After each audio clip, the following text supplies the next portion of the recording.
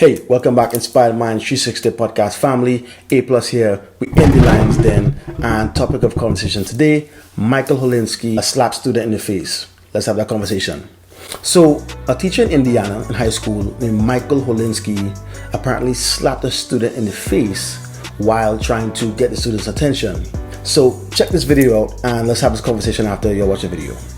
Tonight, a teacher in Indiana arrested on a preliminary charge of battery after slapping a student. Surveillance video released by Balgo Community Schools appears to show a student in a hoodie walking down a hallway at Jimtown High School in Elkhart, Indiana last Friday. Moments later, a male teacher is seen chasing after him. Upon reaching the student, the teacher appears to grab him by the backpack. Then this, an open-handed slap, the school district says, the student's head appearing to ricochet off the wall. The teacher appears to grab the student by the arms before yanking him down the hall. Within seconds, the student seemingly collapses on the ground, the teacher walking away as others attend to the student. In a release, Balgo Community Schools says the student suffered visible injuries and was treated by medical staff. We're unaware of what happened before the recording. The district writing, any action that threatens to harm any student will be quickly, directly, and severely addressed.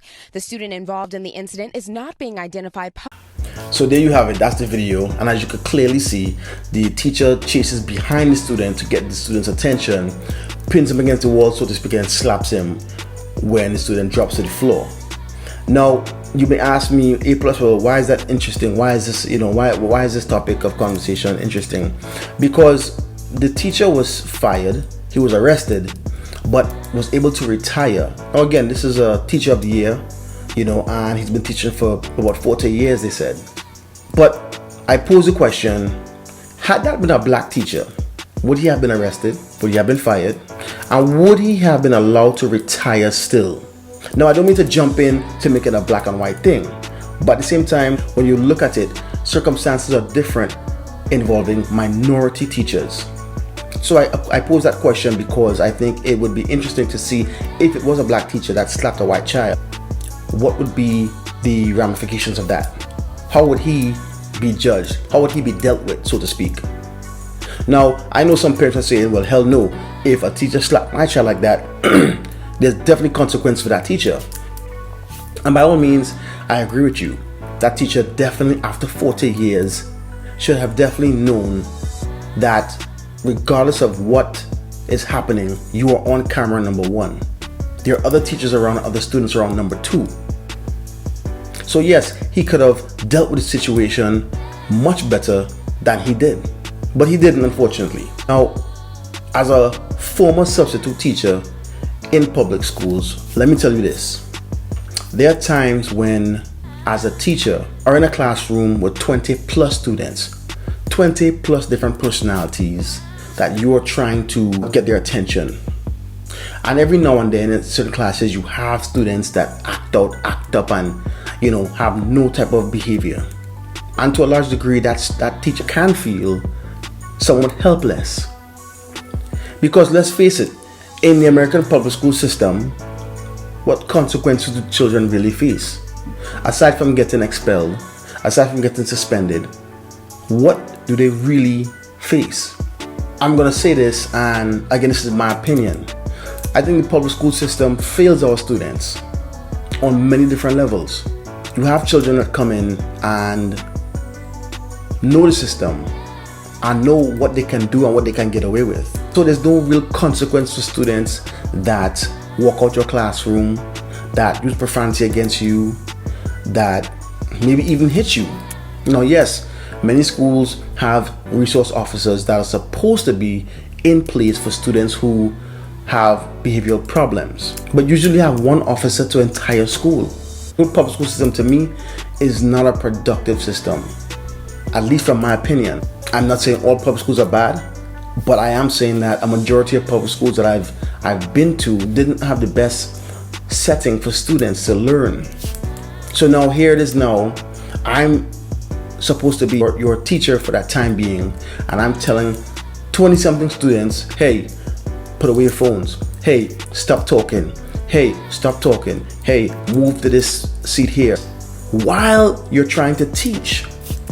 So you have the disruptive students who are not allowing you to get your point across and you constantly have to talk to them, anybody could blow a gasket in that setting.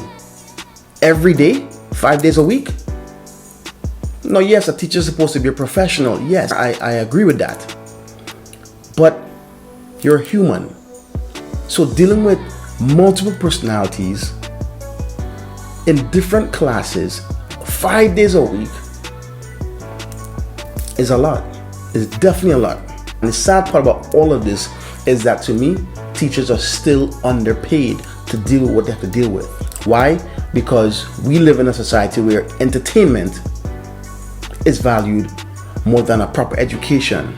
So whereas these basketball players and some of these football players are making millions of dollars, the teacher who is laying the foundation, who is dealing with your child on a full-time basis, gets paid peanuts. How does that make sense? So again, I'm not jumping and I'm not saying that the teacher was right. I'm saying the teacher was wrong in his action. But you have to ask yourself, what got him to that point? After 40 years, what brought him to that point that he felt like he had to slap that student in the face, even if the student mumbled something under his breath? What got him to that point where he had to feel that slapping him was the alternative? And yes, teachers reach that boiling point. For any of you all who are teachers, any of you all who have taught, any of you all who have been substitute teachers, I'm sure you understand what I'm talking about. But for the ones like myself who have gone through that, who have been around students who have no type of respect, it's frustrating at the end of the day.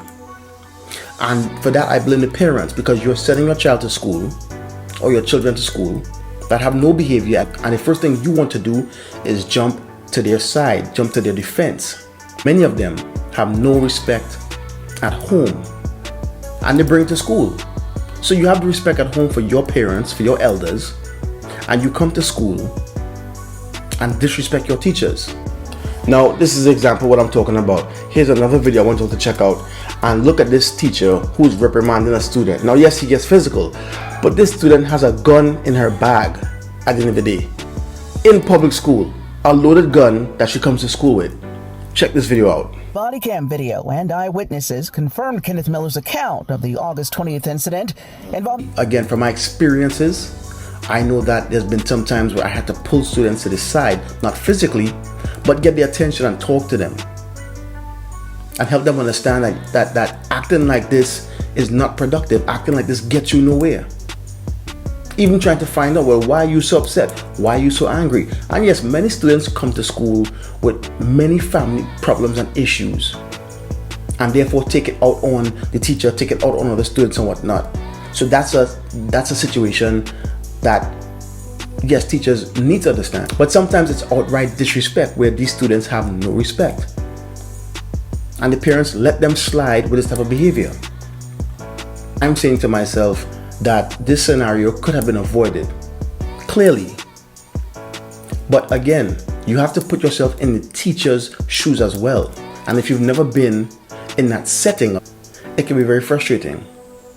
Now, as a black man that has been in the school system, it is sad to see that most of the time, in my experience, many of the students that I've had to talk to, I've had to reprimand, I've had to, just have a one-on-one with, were our students, black students.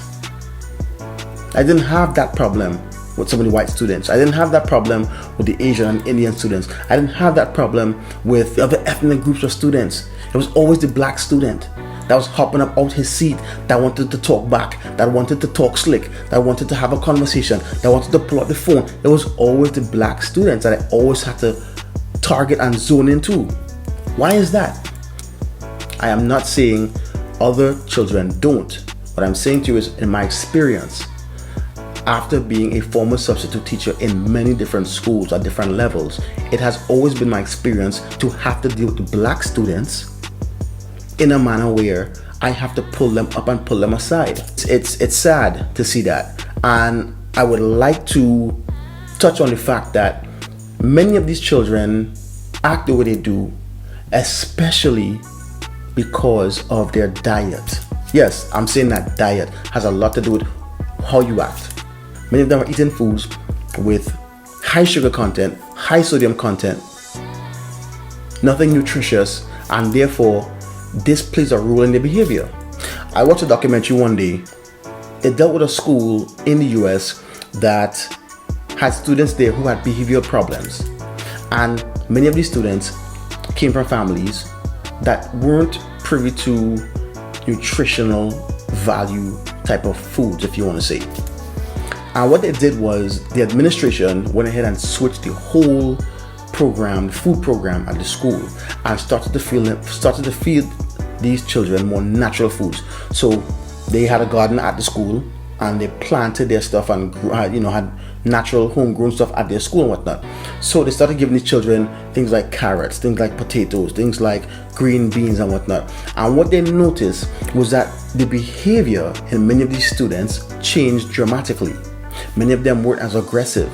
Many of them could focus easily, or more than they did before. So your diet, nutrition has a lot to do with how you behave. And for my parents out there who have this problem, or who may be wondering, why does my child act up like that? Why is my child in school and they can't focus? I would say focus on nutrition. What are you feeding your children? What are you giving them to eat? Are you giving them nutritional stuff, or are you giving them junk food? Because that is a major problem. Whether we like to believe it or not, do the research on your own and find out. When you're out there eating all of this junk food, all of this unhealthy food, what do you think is happening to your body, to your mind? So I encourage parents, again, go out there, make a change in the diet, make a change in the food that you're buying for your child, and you'll be surprised how that changes that child's behavior. So, Mr. Holinski went ahead and did what he did, and yes, he got reprimanded for it.